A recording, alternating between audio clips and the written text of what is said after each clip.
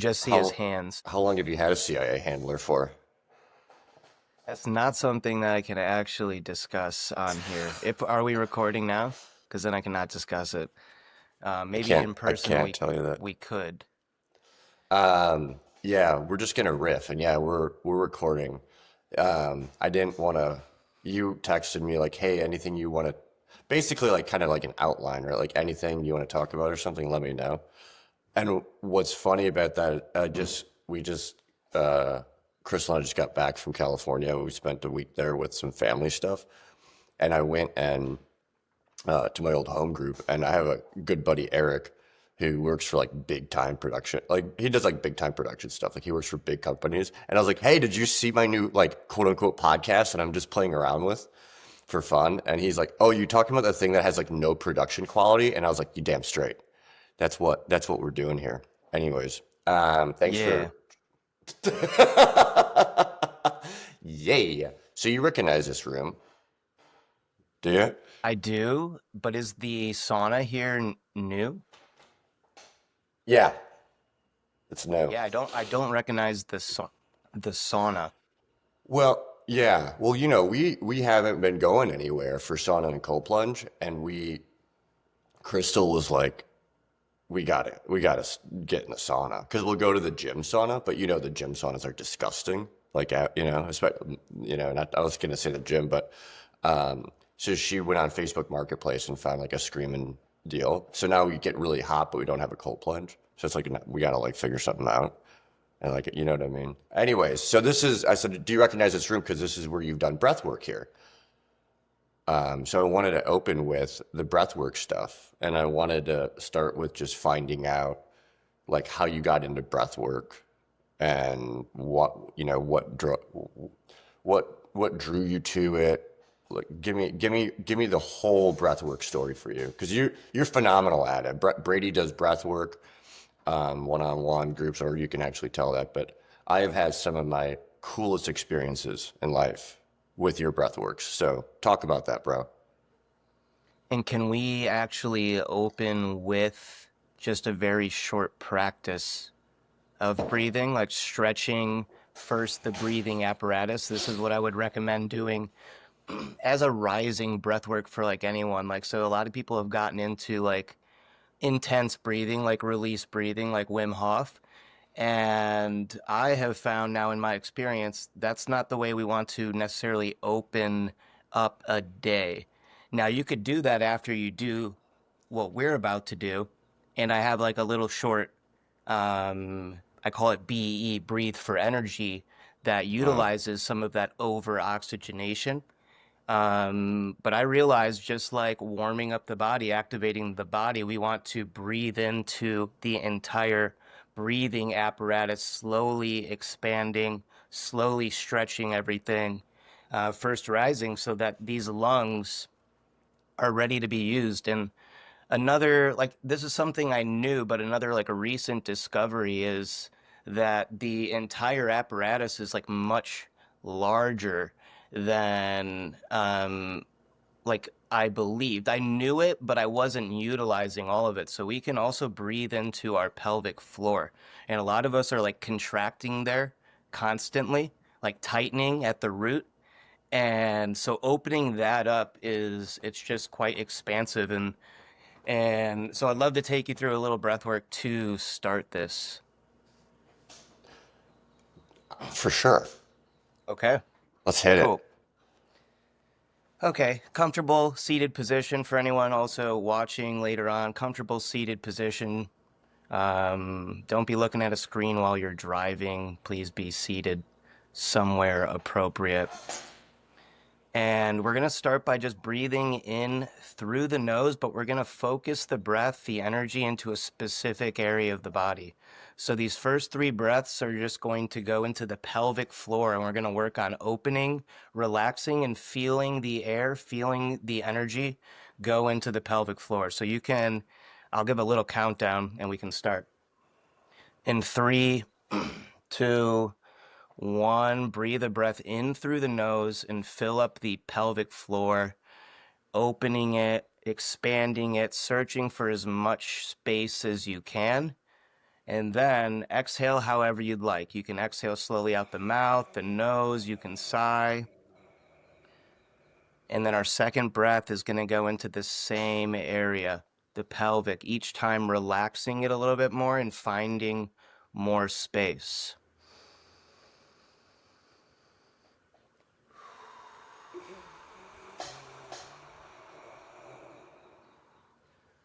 Let's get one more breath into that area. So we're going in through the nose, taking in as much air in a controlled way and focusing it right down into the pelvic floor.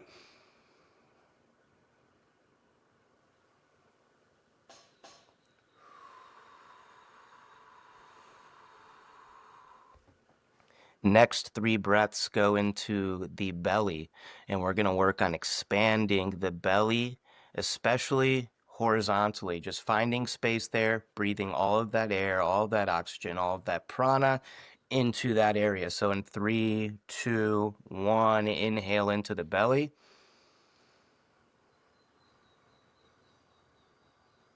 Letting it go however you'd like. I'm usually going slow, controlled exhale out the mouth. Inhaling into the belly.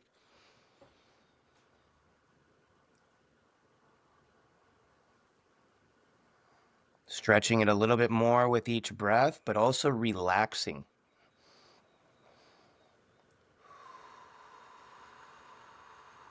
One more breath into the belly, taking as much air in a controlled manner into this space, expanding, relaxing the belly.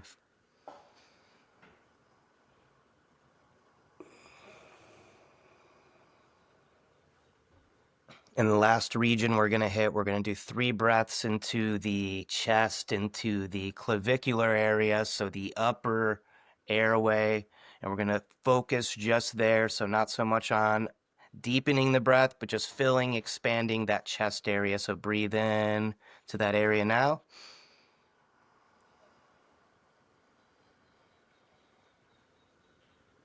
And exhale.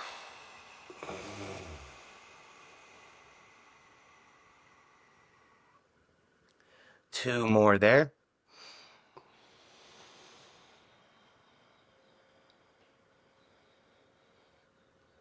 And exhale.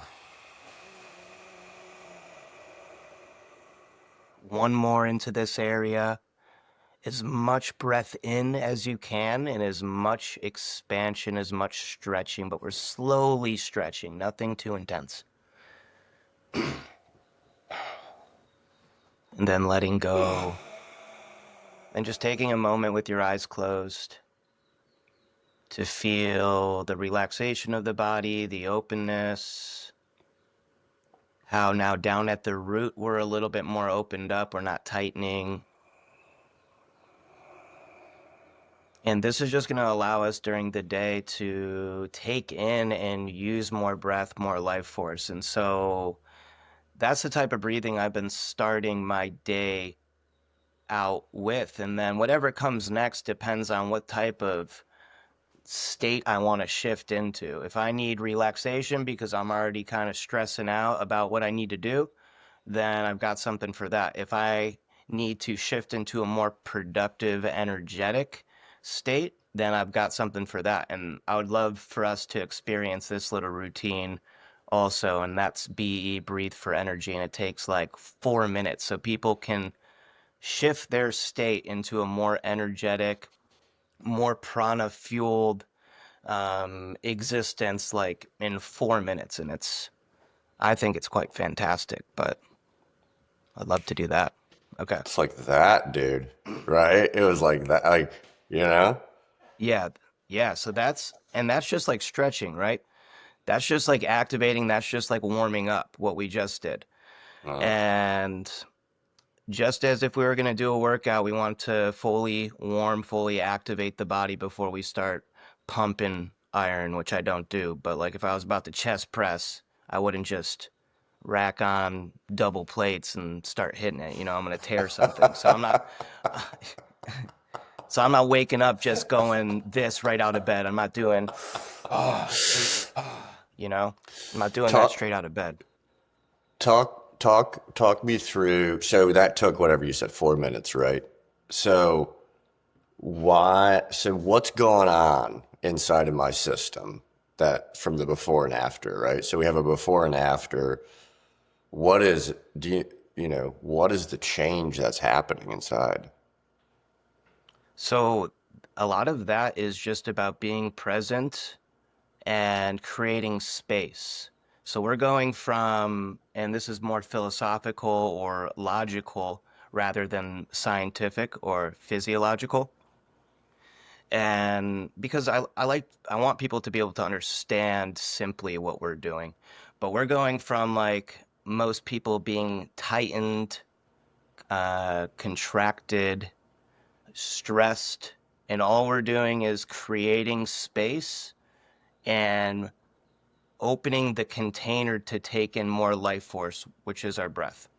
And so Mm, just breathing, slowing down like that, we're going to be down regulating the nervous system. We're going to be engaging parasympathetic nervous system, which is your rest and digest.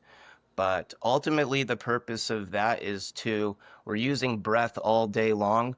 Let's stretch our breath or our breathing apparatus out before we get going. And that I use as a warm up before like any type of breath work. So the 4 minute thing is actually like a breathe for energy thing that we can still do where we're using faster breaths, but it's a very condensed version of something that you and I have like experienced like at your house. It's very, hmm. very condensed. It's like 3 rounds of 10 breaths, and that's where we can get like that energetic shift where we have that relaxed, focused energy, and that's because we just created the container and then we're pumping it full of that life force. So I'd love to do Yeah, one more thing if you didn't mind, but like yeah. I No, don't let's want to do like it, dude. hijack the video here. Let's do it. Okay. Okay. So all this is going to be is 3 rounds of 10 breaths, but they all flow together. So our first breath in, just to start the practice, will be a full inhale in, and I'm going to go in through the mouth, out through the mouth because I'm just moving as much air as I can. That's not how I want to breathe.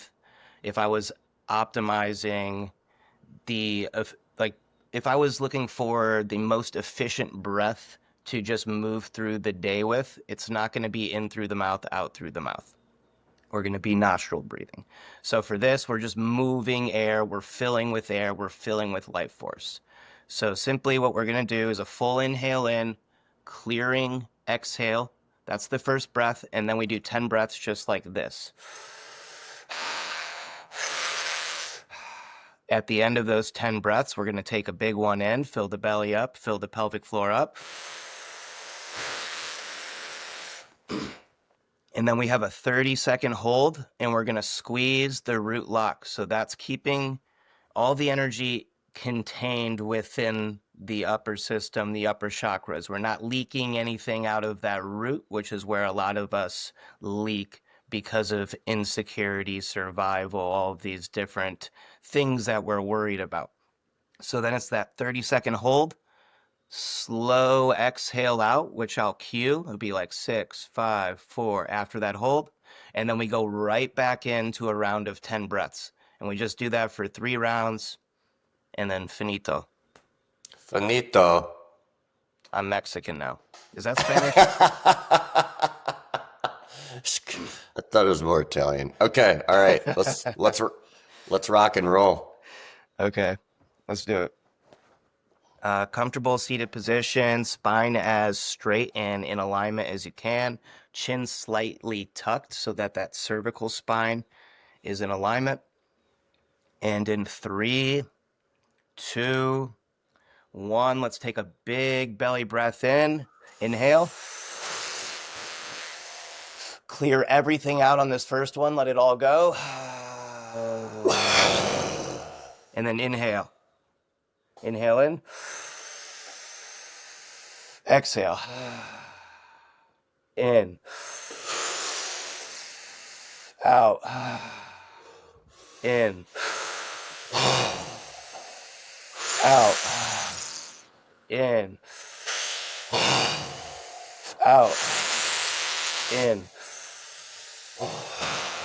Out. In. Out. 3 more. In. Out. In. Out. Last one in.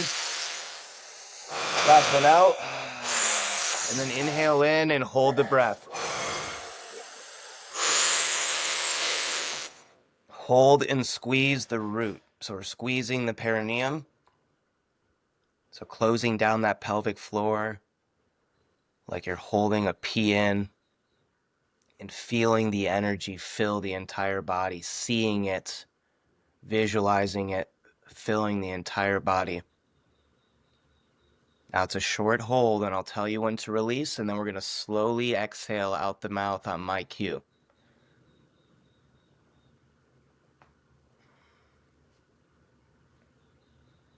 Okay, in 3, 2, 1, controlled exhale out through the mouth for 5, 4, 3, 2, 1. Now we're going right back into a round of 10 breaths with an inhale in now. Exhale. In. Out. In. Out. In. Out. In.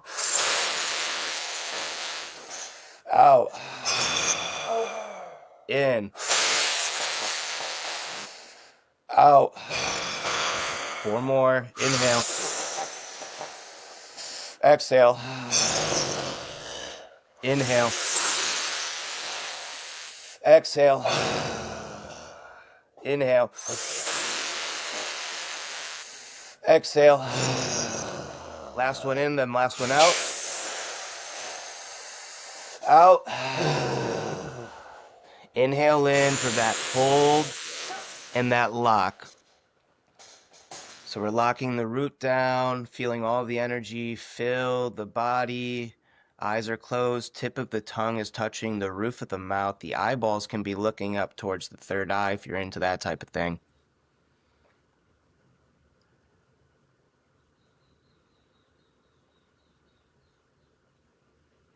Same thing. This is going to be a short hold. So when I cue, we're going to exhale slowly. And then we hit one more round. And then that's the practice. Keep holding.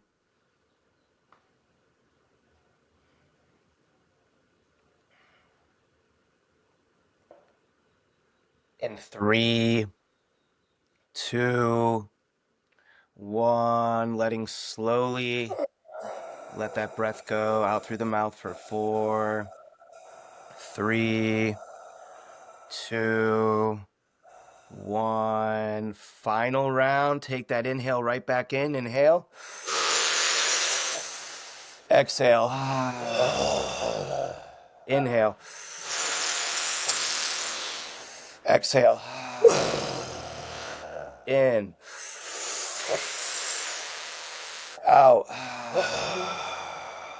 In. Out. Inhale. Exhale. Inhale. Exhale. 4 more. Inhale. Out. Inhale. Exhale. 2 more. Inhale. Exhale.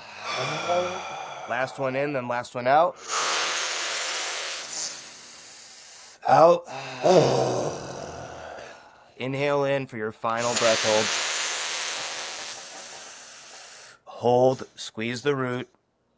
Fill that body with life force. We're going to be using this all day long. We've got plenty of space for it.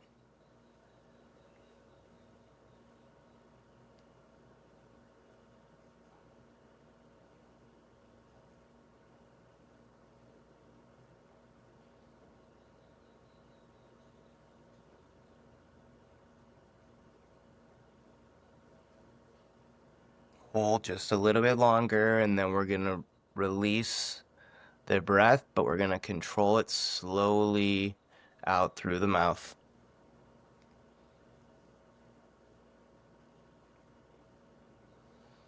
In three, two, one, slowly let this air go for five, four, three, two, one. Then we're recovering in through the nose, coming to our nostril breathing, breathing out through the nose, finding that balance. Just a few nostril breaths here to come back to.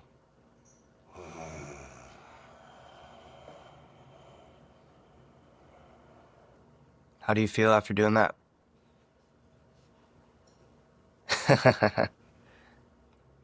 Different set and setting, different person.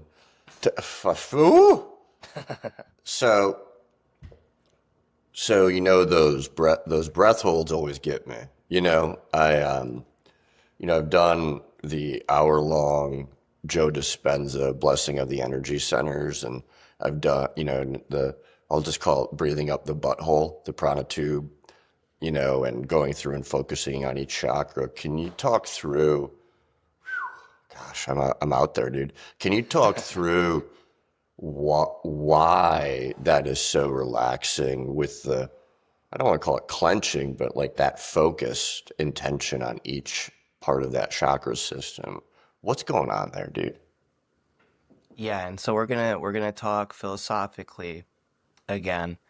And the way that I understand this is we're not creating the capacity, we're not creating or being open enough to allow the energy to circulate through the entire energetic body. And so we're succumbing to, distractions and or stress responses and releasing a lot of this energy just through unconscious or subconscious patterning. And so we're just kind of going through our programs, not so focused on how we're breathing or how we're moving our energy.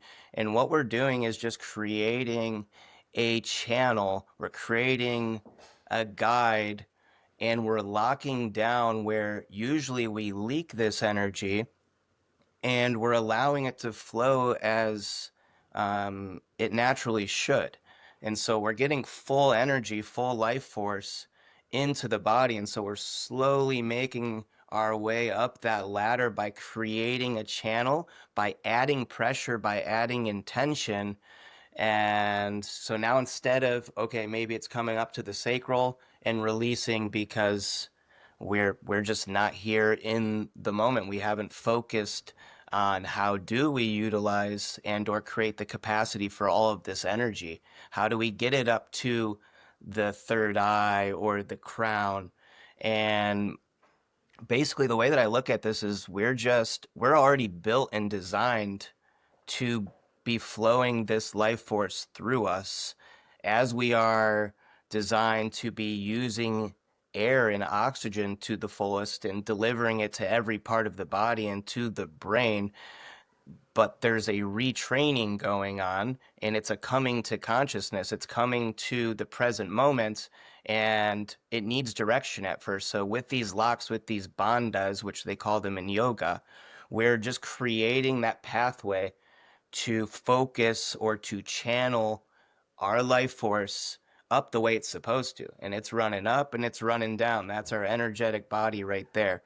And so the root's just an excellent place to start with that root lock, but there's locks all the way up the chain.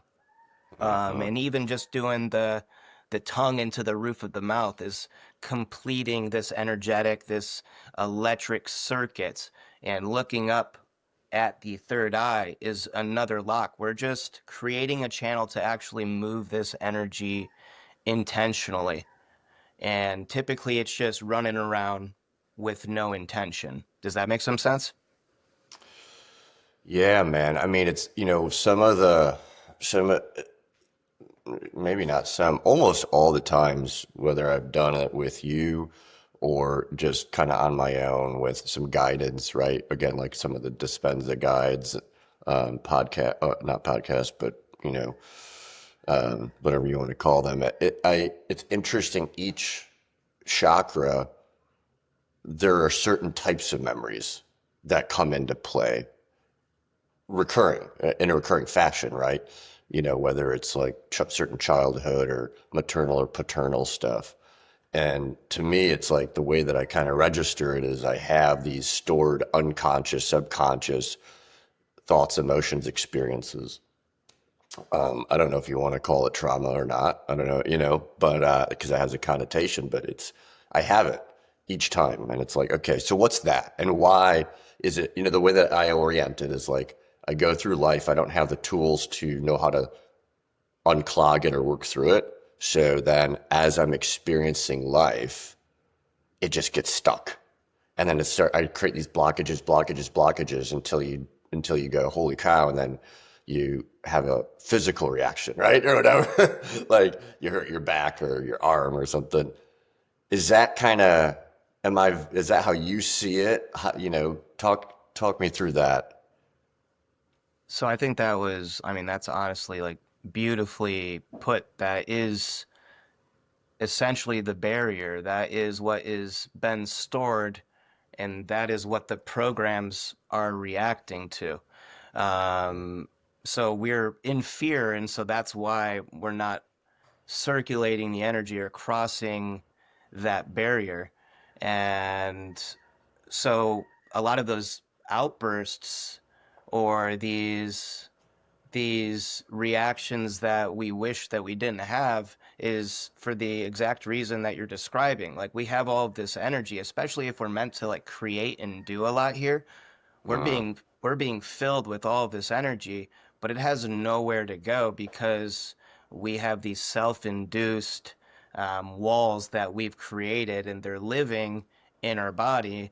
And depending on what type of issue it is, yeah, it seems to be living in a certain part of our body and or chakra system. And I think it's probably because I'm still working on this. I don't think we can just open up an entire wall just at once, but it's just slowly poking away at these issues and creating more space and just being present and doing something like this and feeling what comes up, but not holding on to what comes up, but feeling and seeing what's there is bringing light to these dark places, which these things need to be seen. Like awareness is the first step in all of this. And then we can start to repattern, we can make new choices, and we can create openings that are lasting. But just because there's blockages, say like at the heart, doesn't mean there's zero life force getting through, right? We're just kind of we're just moving things out of the way. Right now we probably mm, got some energy squeaking through there, but we want to bring as much light and air and presence to this area so that we can open those gates and those gates can stay open. There's just like all this memory, trauma, like they're on the outside of these gates and they're just holding them shut, and we're just like taking those people out slowly. And mm. yeah, their pressure is getting weaker and weaker, and then we can create the space, sustain the space to truly capacitate the energy that is ours. And then we get into full creation mode when we can move it all the way through. Now we're Yeah. responding in consciousness, and what's happening like the outbursts are positive. The outbursts are like what we're supposed to share because Mm. everything's functioning as it should. So that's the way that I look at it. So I think that you put it well there as well. Would you say that that's just this is a curiosity. Do you think that's a feature or a bug in the system, right? Meaning like that it's so part of the we're going to call it karmic journey of like the blockages. So let's just call them blockages, maybe.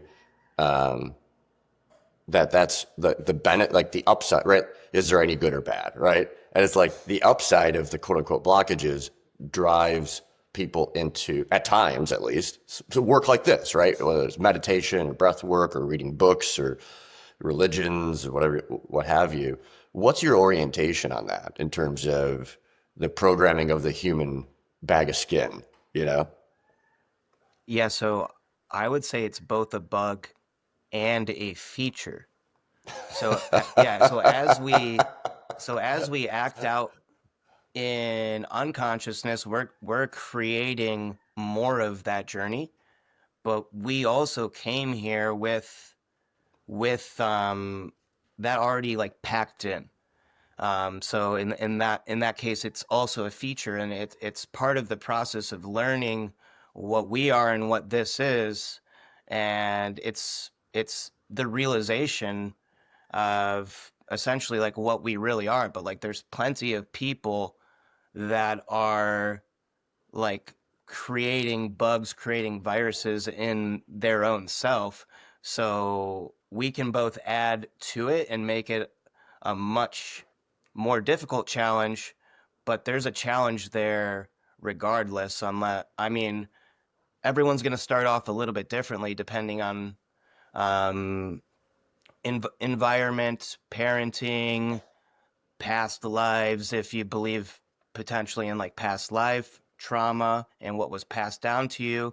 There's people also believing that we came here incarnated here for a certain purpose. So if you have something really big to do, you're supposed to work through all of this, but they might be very challenging because it seems to be that the people that are sharing the most positive energy, the energy that imbues like that self-development and expression of love, truth, authenticity, they seem to have to go through the most work, but they were built to take on these challenges. And a lot of us Mm.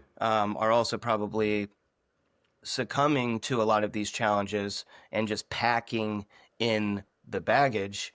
And I mean, we need those people as well. So, I mean, I guess my answer is both. Yeah, we need both. It's Well, it's both. like it's kind of like in the literature that I'm part of, right? We say God's either everything or nothing, but isn't nothing everything and everything is nothing? I mean, you get right. Like, how do you want to like kind of skin that cat? Then, Mm, to your point, it's like I'm 41. I my first 23 years, of life prior to now living a sober life were pretty gnarly, man. I mean, but then spending 17 years of living a sober life is also gnarly, but it's like, it seems like so many of these things, everything that I've gotten into, meditation or breath work, cold plunging, that's where I met you at Optimize with the sauna and the cold plunging and any kind of like new perspective kind of stuff. I'll call it maybe. I don't know, whatever that journey is, has typically come through, right?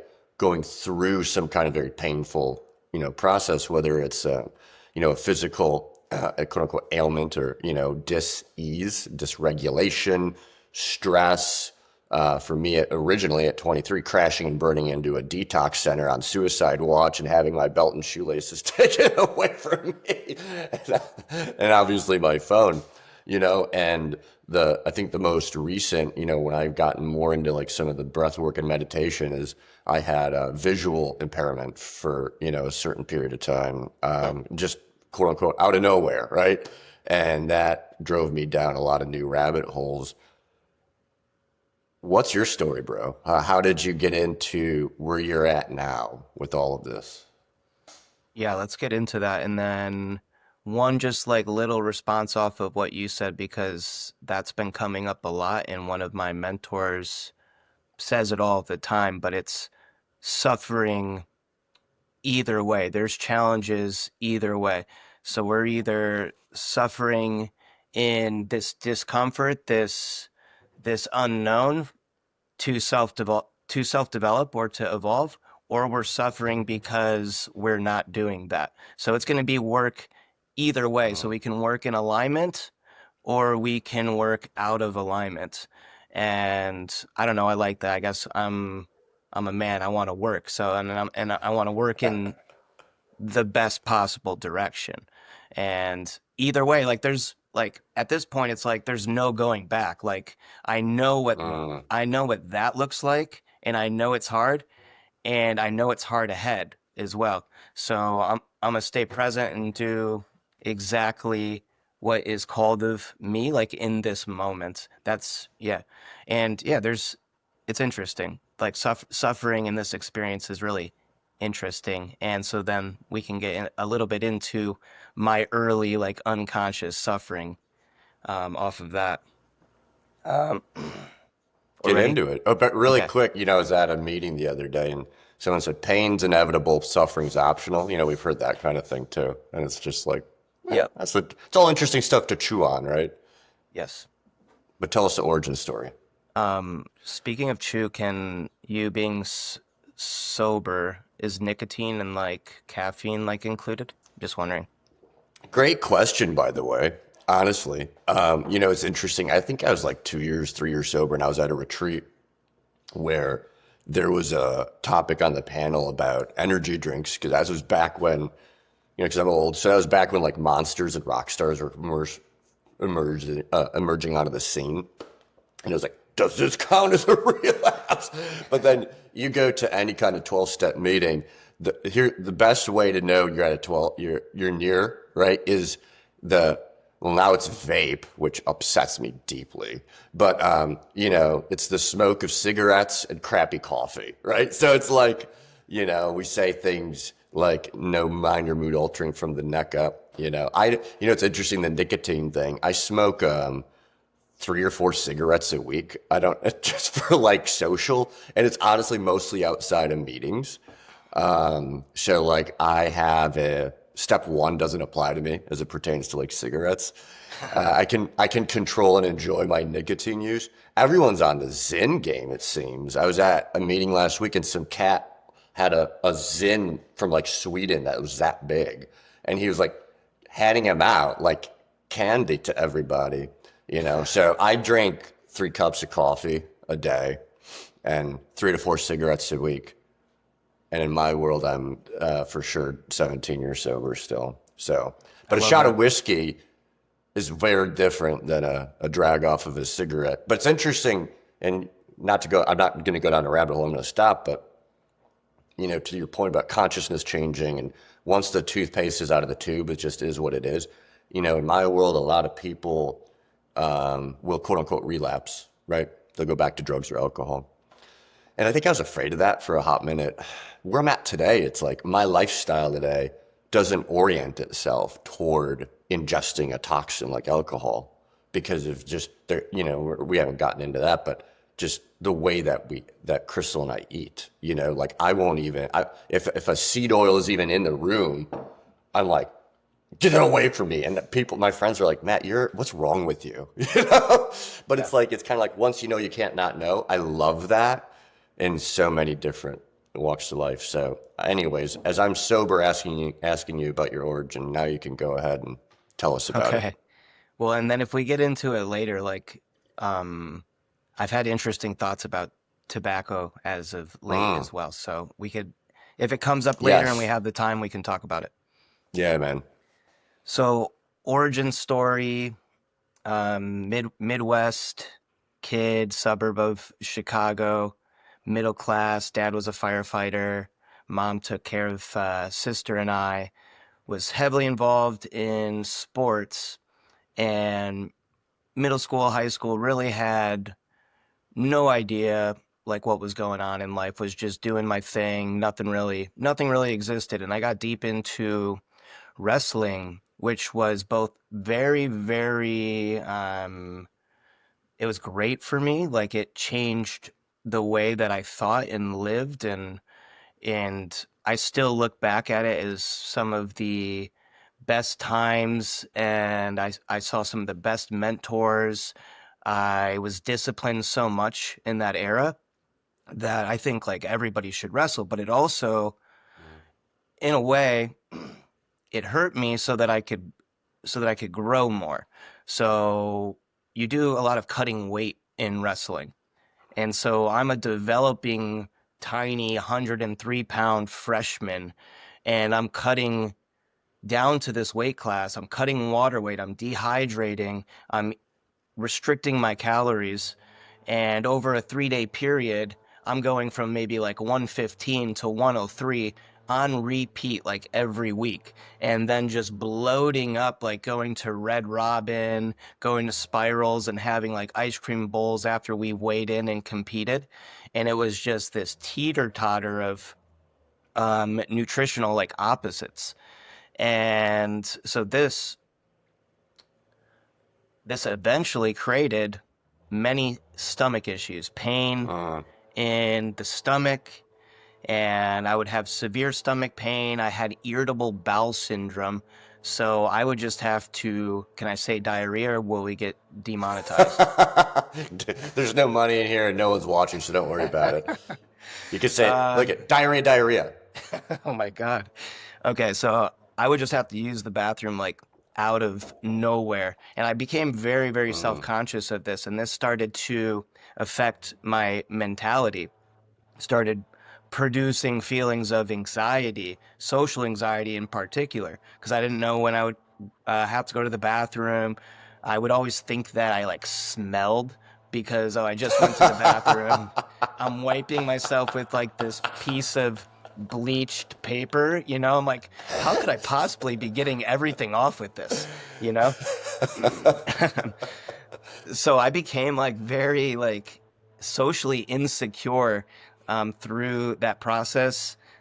Developed a lot of patterns that we would label as anxiety, like generalized anxiety, depression.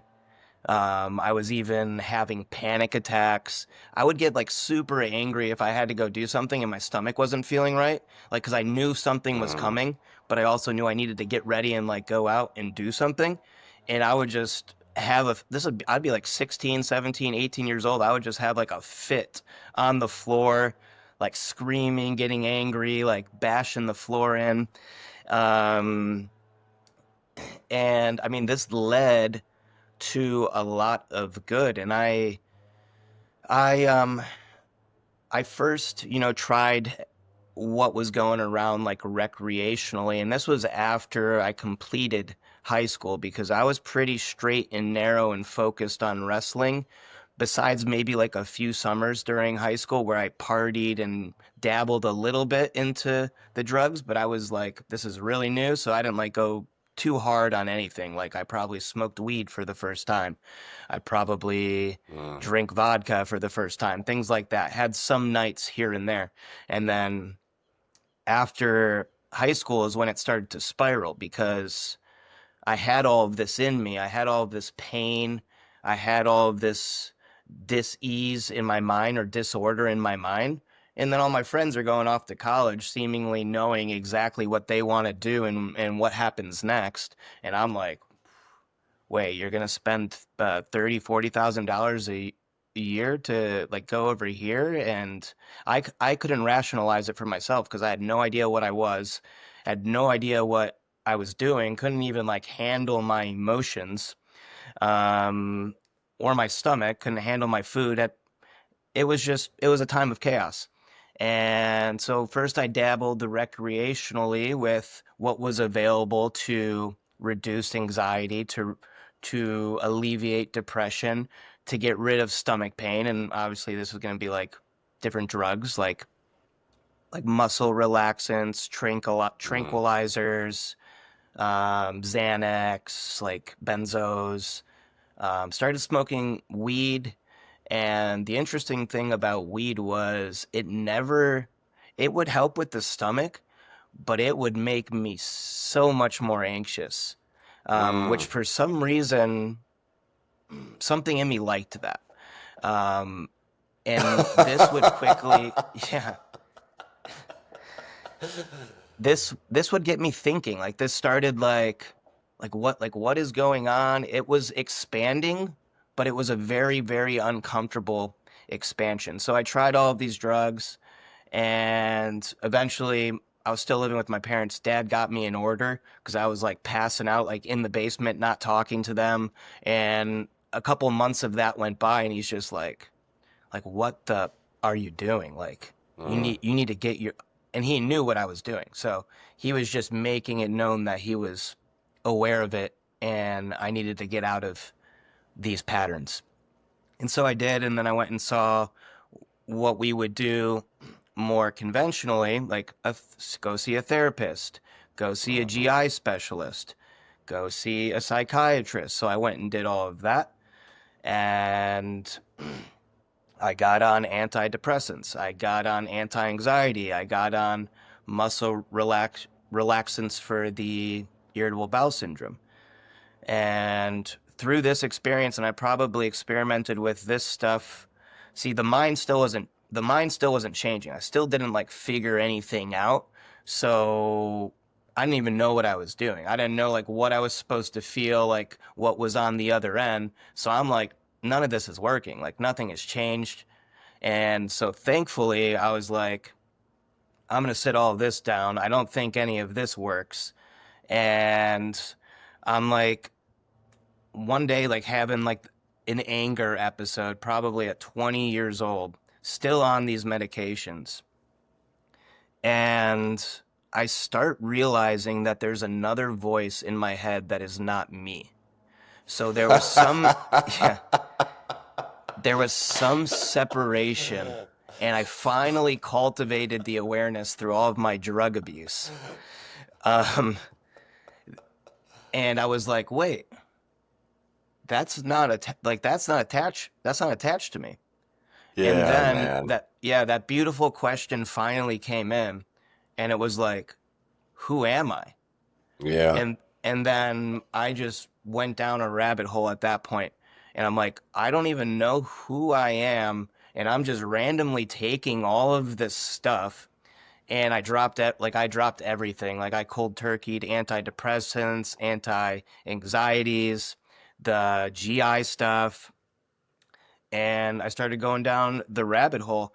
I still held on to marijuana for a little bit. There's a connection thing happening, so I'll wait 1 second. There was a connection thing happening, so I just paused for a moment.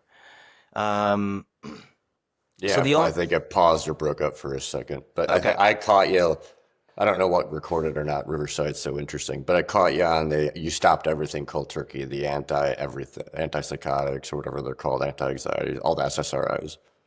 yep, yeah. So there was some sort of awakening process going Mm, on at this point, and thank God, like I was curious. Thank God that I was not at like a university, just completely like focused in on something that I might not be interested in, surrounded by like more potential for drugs, harder drugs, alcohol, stuff like that.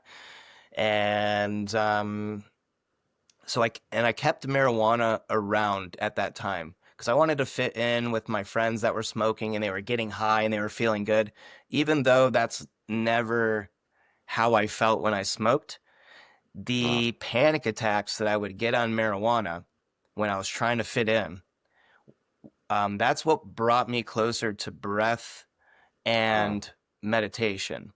Because the only way out of those, besides, like, I mean, I took a few hospital trips and they're just like, you just need to like calm down, like take this like GI Right. cocktail, like you're fine. Yeah. They just don't um, they just don't know, man. Right? No yeah, offense. Like I think that they're probably good if I have a bone sticking out of my arm, but you go in with something like essentially what's in my opinion is like my quote unquote spiritual dilemma. yeah, Like I don't know. yeah, Just yeah, calm down, bro. Okay. Don't you think I would have done that before I got in the car? It's yeah, like, yeah. oh, I didn't even think of that. Yeah, don't you understand? I'm dying. Like I'm experiencing death, and they should be like, oh yeah, no, that's just your ego. You are dying. Right? The Let's take you into the meditation room. doctors not being trained in ego death. I'm shocked, right? Like, what's Yeah. the billing code for ego death treatment, right? Anyways, Yeah. go on. Through the experience of panic attacks, I would call them death attacks because a lot of times I would experience what felt like the manifestation of like a heart attack or a stroke or something like that. Yeah. And went through hundreds and hundreds of these. And I would just find a spot to sit and the only thing that I could do was start slowing my breath down. And I learned something through this because when I did this, I slowed my breath down. I just stayed with it. I tried to ignore all of this chaos that was going on, all of this pain, the idea that I was dying. I just focused in on the breath, and these states started changing to these like expansive states of euphoria. Mm, And that's when like my mind and body like recognized that I was like learning something here. mm. I had the ability to shift my state. And this is before I even knew that people were practicing breath work or people practiced meditation, people were doing yoga. Like I didn't know any of that stuff. So luckily that all existed. What year was this roughly? And I'll tell you why I'm Mm, asking. Probably 2014, 2013, Mhm. 2014. What's interesting is, it's like it's 2025, and it's like things that I call it being in the zeitgeist. Things that, like German new medicine, your body's talking to you, like this kind of orientation in our world of like maybe allopathic medicine isn't the only or best answer at times, right? And there's all these different ways to look at the body and spirituality and everything else. It's like obviously life has existed way longer than 2014 or even, our own personal lifetimes. But I'm 41 and I don't even know, man, when, like you were saying, like I didn't even know people were into breath work. Like this whole Wim Hof thing, like you referenced Wim Hof. When did it all kind of start to shift in our culture? And I don't really know, but it's kind of interesting, right? That like that seems to be more of a popular culture orientation of what we're talking about right now. But continue. Yeah, and it might just be popular now because we're so immersed in it. Because I think about this Mm, all the time. And as we're leveling up, as we are choosing new patterns to live out, we're attracting that around us. Because I still run into many people that think that this is like a brand new thing, right? mm, good point. Um, and also, I don't know, like I haven't looked into this enough, but like I think there was some sort of shift in 2012. You might have heard of this, like the end of the Mayan calendar. And we know people were exploring these ideas like in the 70s, 60s, and 70s, and then were suppressed, were attacked, and the mind altering drugs they were using to kind of open up this world were also attacked, and you were unable to research them any further. And so maybe this is like a slow build, and we're in it now because I even remember in probably 2012, and this was just completely foreign to me. I was working at Domino's Pizza, and there was a dude there I can't who picture that, by the way, but go ahead. it was a yeah, it was a high school job, and I would deliver pizzas. I was also a customer service rep, and that's where I got exposed to marijuana too. Like they'd go back in the freezer room. Like first day, they made me get high as heck, and then go on a delivery with the manager. And and the manager was pretending like he didn't know, but he knew, and he was Yeah. just like fucking with me the entire time. So that was hilarious. But I remember this dude there at some point showing me a video, which at that point wasn't even like watching videos on my phone. Like I didn't even, that wasn't even like really a thing. Like you didn't just like pull up YouTube Yeah. and like, oh, look at this. And he was showing me one of those like montages of all of the different like mainstream news networks. They're all side by side, and they're all saying the exact same message. And I only realized this like looking back like 5 to 10 years in the future, but it felt like just like a little bit of like a curiosity like sparker, right? Because I was like, I have no idea like what you're showing me. Like the Brady then had no understanding, no conception of like I didn't watch the news. I wasn't into politics. I was just delivering pizzas, wrestling, and being anxious basically, And just worrying. On that 2012 note, what's interesting is I was around 4 years. So I judge everything based on 2008, my sobriety year. So I was 4 years sober then, and that's right around when I I and a few buddies of mine would stand outside of our meetings in Milwaukee, Wisconsin, and talk about conspiracies. And that's kind of when I got into conspiracies, so to speak, and got into like William Cooper, Behold the Pale Horse book, and then like his Mystery of Babylon series, which is a trip to even attempt to listen to. But all that, the FEMA camps, all those weird things, right? Where you're like, I don't know what's real or not real. And like that was when I kind of shifted into everything's a conspiracy. 9/11, whatever, JFK. So it's interesting timing. So maybe there was something in the air or in the chemtrail era, right? No, I'm kidding. Florida banned chemtrails allegedly. Woo! Are you serious? Really? Yeah, I'll send you an article after this, or if you want me to send it to you now, I can. But I like the allegedly. So you're going through in 2012, you're going through this anxiety, you're having kind of this break, and what I really think is fascinating is, you're not in a 12-step program. I am, but your story is so similar to our stories. We live a life, so to speak, where we're trying to numb, whatever, sedate, etc. About that idea of comforting ourselves with chemicals, and we have fear, and then we kind of crash and burn in our own personal ways, and we have these what we call in our programs moments of clarity, jumping off points. So you're kind of having that back then. Then what happens? What's next, bro? so I mean, and similar to kind of like what you said, like I went anti everything when I started getting exposed to this information, which really was just like me revitalizing this curiosity of the unfamiliar and the unknown, which I needed. Like all these people are doing this wrong. Like I don't know why any of them are going to university. I became anti-university, anti-government, anti-religion, Uh-huh. and this all served its purpose, whether I needed to actually be mad at these systems or not. It got me looking for other systems, other ways of being, other paths forward. And so it kept me in that energy of curiosity. Like, I'm going to go my own way. Like, nobody knows what this is. Like, I know that they don't know. And we die because I've had 700 panic attacks. Like this is going to happen to all of us. So they Wow. don't know what they're doing.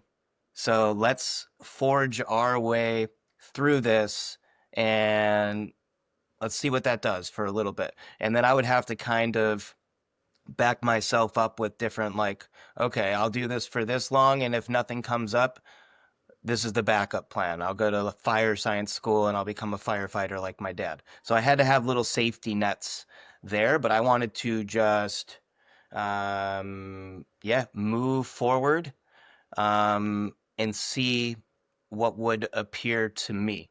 I was convinced Wow. that I could do this my own way. And at that point, I didn't have like huge faith in anything other than like, yeah, nobody knows what's going on. So let's just play around in this. And in sync, I was at my community college. There was a table full of free books being given out. And I picked up two of these books off the table. We had the Bhagavad Gita, Huh. and we had the Four Agreements. Two of my first books, had no idea what they were at the time, and that just opened me up to self-reflection, self-awareness, self-development, and also the practices of yoga. So from there, I think you kind of understand how this goes. It's just opening, letting go of old beliefs, opening and exploring more, finding things that are more in alignment, and then digging into these and exploring more. And then eventually these became processes and patterns that I put my own style on. So the reading, it started with the reading, like a lot of Eckhart Tolle, a lot of Ram Dass, some experimentation with entheogens, God releasing chemicals, psychedelics. I know that maybe, um, and I think it's for some people. It might be on some people's pathways, but I do not believe it's the only way to find this sort of expansion and to detach in a way to like really look at the self to be able to make new choices that are more in alignment and are of a better positive impact to yourself. Um, Vibrating out to the people around you. Though I didn't even have like maybe that goal or that intention at the time, but we just started one of the first like mantras that I created before I knew mantras were a mantra was like I want to feel as relaxed as I possibly can so that I Wow. can help all these people around me feel relaxed. Because I knew how I felt with the anxiety, with the depression, with the anger. And I'm like, I can't do anything from that state. So all these people are just keeping themselves busy and distracted so that they don't realize like where they actually are. So I want to be here to help these people. So my first intention, and that's the mantra that I sort of repeated over and over, was to find a way to relax myself, to take control of Mm, myself. Yeah. I love that. I mean, just to identify, it's last, I mentioned we were in California last week. We got back the other day, and it was we had a really cool experience, man. Crystal's grandparents came from Wisconsin, for some of this kind of family time, and we didn't even think about it in terms of what would that mean, because Crystal's mother kind of escorted, right, them. But they both were in need of some help, right? Like physically and a lot of different ways, right? And I don't want to call it caregiving, but definitely something that I haven't really done a lot of. And I've helped people, in 12-step rooms, but to get up, to work with through addiction stuff. But in terms of like some people that are more toward the end of their life cycle and what comes with all that mentally, emotionally, physically, and it was a beautiful experience. And it, it got to the point though, but by the end of it, I was not stressed out necessarily from that, but I was just kind of overwhelmed with how many other things I kind of had to get back to, three-dimensional tasks. And I was speaking to a friend of mine on the phone about it, and he said, "Hey, do you have 3 minutes?" And I go, "Sure." He pulls over his car. We pause. He turns on Insight Timer. We do 3 minutes of meditation and breath work, right? Like kind of like not as intense as the beginning of this thing, but we did that. And like that, I was calm. I felt at peace. And we got off the phone, and not necessarily the first thing I wanted to do was to go help somebody, but I felt my channel was open. And I was like, man, I love being of service. Who else can I radiate this to your point, right? Of like one of the things, like in the 12-step rooms, you get sober and you typically go through this phase called like the bleeding deacon phase almost to a certain degree, but you just want to scream from the rooftops what your experience was. And it's very similar to me when I started the breathwork stuff, speaking on breathwork and what you're talking about. I just wanted, everyone has to do this, but it's like you go through that experience, and that's really interesting, right? It's fascinating how that works. Is okay, now I have the experience firsthand of a different vibration. How do I get rid of this vibration to keep the vibration, right, in that paradoxical way? you know um that's a trip, man, right? That's just so part of the journey, dude. So, Yeah. anyways, so you're out there and you can't wait to give it away. And now what?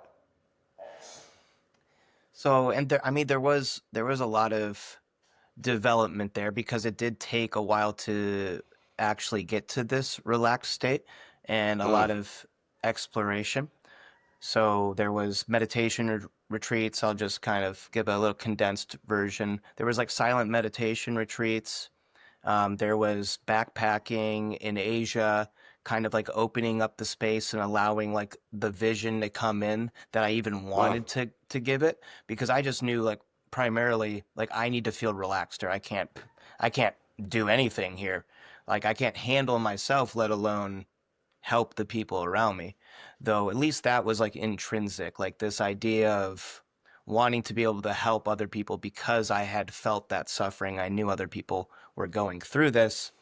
So it took a lot of development and exploration, exposing myself to different trainings, different experiences. And yes, some of the big ones were like 10-day silent meditation retreats, or going to live in an eco permaculture community in Thailand, and not being on my phone, and just being very conscious and intentional throughout the day, being silent for part of the day. A lot of this is what allowed for the vision of, oh, I could, if I learn these skills and cultivate these skills in a way that are shareable, I can actually really affect people, and this could also be my life. Like, I might not Mm, have to do anything else. Like, this could be my passion project. So it took a while to like actually get to the idea of like sharing this, and then law of giving and receiving, reciprocity. Like, it took a while to realize that this could be a like shareable power, right? Like there was a mm, lot of training, and essentially that's like someone going to get their master's degree in business economics or something like that.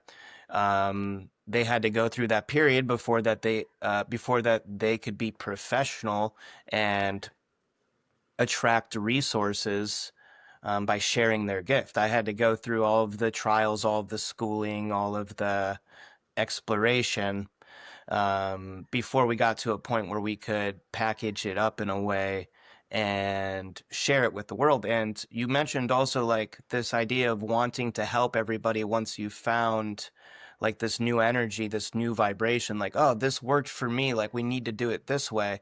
And I yeah. went through that for a while as well, and realized that's not what we have to do. We just have to be that vibration, hold Mm, that vibration down. And then if you want to share your life, and make it appear to more people, like through social media or something, you can you can show people like what you're embodying on like a larger scale, which means you're giving more, which means you're going to be receiving more to then work with. But there is no like you've the common idea of you can bring a horse to water, but you can't make them drink. And the horse gets pissed off when you're trying to push its head into the water. right. And you turn a lot of the horses against you, and then now you don't have any horses, and that sucks because you can't ride through the desert of Arizona at that point. Um, Well, it's like when the student's ready, the teacher appears. I mean, it's kind of like with any person that struggled with, alcohol or drug addiction. Everyone in those kind of spaces that's now sober, it's like, how many times have people been like, "You're killing yourself. You should stop." And it's like to your point from the earlier part of the story.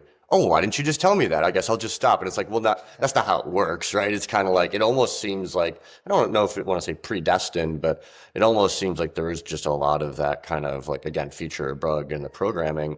Um, that it almost just seems like the path is a path. And like, it's kind of like there's a sayings we have too, and the thing that I'm in where it's just like, you see it when you see it, you hear it when you hear it. Right. And it's like, you kind of like, well, what's a decision? Well, it's not really a decision is when it's really not a decision. It's just like, oh, that's like you were kind of saying on your path, your journey. It's just the next step, the next obvious thing, right? It's like, oh, well, I just do this now, right? Okay, well, now I do this. And it's almost like it's so organic. It's like water finds its own level kind of energy where it's like, okay, well, then I do this and then I do this and then I go to the next thing. And like that idea of like effortless effort, the flow state, the Jordan yeah. flu game. But speaking of the Midwest, and I grew up with the Bulls, and I love the NBA playoffs. But being able to pay attention and to listen to the next quote unquote calling, and it doesn't mean it won't be like you were saying, painful or suffering, however you want to phrase it. But it because you grow through what you go through, you know, and all those kind of cliches. But moving through the experiences, and I think that, you know, I've had so many experiences where it's like I have been, I think, try to deviate from the path. And it's almost like, I don't know if you have this, it's almost like the universe is like, no. The answer is no. And it's like, yeah, yeah, yeah, yeah. I said no. And it's like, I can rub up against it, but it's almost like I'm in this weird, safe and protected bubble where no, I can experience some quote unquote negative consequences, pain. But it absolutely shoves me right back on to the beam or the path, whatever you want to call it. It's gnarly, dude. You know, it's like, Yep. what's that, right? Yeah. And like as you get like and closer to like being in this aligned state where life is just flowing, which doesn't mean it's not challenging and you're not doing uncomfortable things. Those temptations, like, yeah, they're always like Mm. right on the edge, just like, oh, but you could maybe do this, like, and it could look a little bit easier and you'd feel a little bit more comfortable and you don't have to like completely commit to the path. But I also now after, like I probably went off like after the temptations numerous times before we created like this protected channel where now I can just see them and be conscious of them and be like, okay, this is what this is trying to do again. Like, this is like a nice, easy way out, which is actually a hard way back in where I'm just going to like circle back in and feel all of that pain that is really just kind of like looping me back around instead of spiraling me Great. forward. They're great gut check moments, right? So to speak. Yep. And, you know, but I want to end with you talking about where to find you and how people can get started on their own with looking into breath work. But you mentioned about tobacco. Do you want to touch on a little bit of tobacco before we talk about how people can find you and how they can get started on this kind of journey? Well, will we have time and space to do this again? Because I think there's a million other things that I could talk about, and that I could be know, dude. tobacco. Let's do that, man. Let's talk about it again because I Okay. do.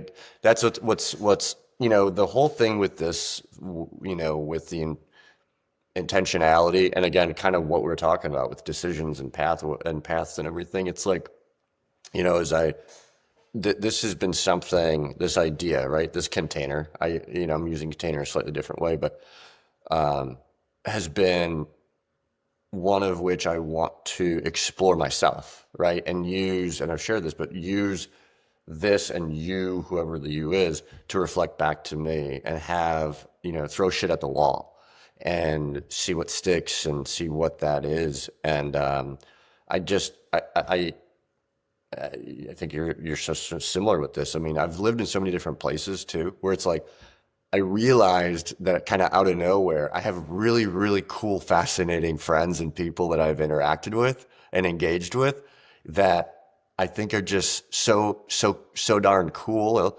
and have so much to share that I'm just having so much fun with this. So let's do this again. Nice. But before we wrap up, where do people find you? What would you say to someone who's like, I haven't started breath work or I kind of just dabbled and I can tell just from this experience that like I'm feeling called to engage more with it? So find me on Instagram. I'm posting at least weekly some live breath work there. It's Brady underscore breathes. And there's a lot of good information there. And there's also links to some YouTube videos where you can follow around and you can also DM me there. There's a website that is almost published. I'm working on a few things. But right now you can, and that's breathembodied.org, but you can DM me on Instagram. I'm not going to give my phone number on here, but for right now, for scheduling appointments, if you do want to do a one-on-one, whether it's a consultation just on holistic health, which will include mindfulness and breath work, or if you just want to get right into sessions and do some one-on-one Zoom sessions, or if you're local, we can do them in person. Also offer group sessions, and yeah, just find me on there. Um, Start engaging with the content, exploring, and if you're looking to get into breath work or being more present and more conscious about the life that you're living, start by Mm. just simply slowing things down and becoming aware of how you're breathing now. And if you can do this outside barefoot in the sun with some like hydration beverage and your phone is like five doors down because you just chucked it, that's what I would recommend. Just start developing that awareness around breath, which is also spirit. That is the life force. That's what we need moving through the body to feel in flow, to feel as if we're one thing and not like there's all of these different options. I need to do this. Like we're getting out of the thinking mind and we're getting into the body and we're getting into the life that we've dreamt of, because those dreams are just pieces of what your life actually looks like. They're just glimpses at the future you, which is the you that is right here if you can get out of your head. So um, just start cultivating that awareness around breath. That's what I would say. Brady Breathes at Brady Breathes, Instagram. Hit up Matt if you don't have Instagram, and maybe he can get you in touch with me. And I'm a testimonial. My wife and I are testimonials for multiple experiences with you. As a guy that hasn't been ingesting drugs or alcohol for almost 20 years, no fronts. The I've blasted off with breath work to this more sustainable God consciousness orientation, more than I ever did with with drugs and alcohol, which is saying something. So I love you, brother. I'm gonna end the recording, and I appreciate you so darn much. Okay? Thank you. Can I say one thing before you end? Yeah, man. Okay, you're perfect for doing this and keep exploring. And I appreciate you so much for putting me on here, but like you're the perfect character in this game of life to connect with people in this way. So keep exploring. And I did like a podcast for a little bit, so if you do, and it wasn't good, but if you do need anything, like hit me up. Like I have a like we're operating on a Roadcaster Pro over here, so it's kind of like a big deal. But I appreciate you. Have a blessed day and keep doing what you're doing.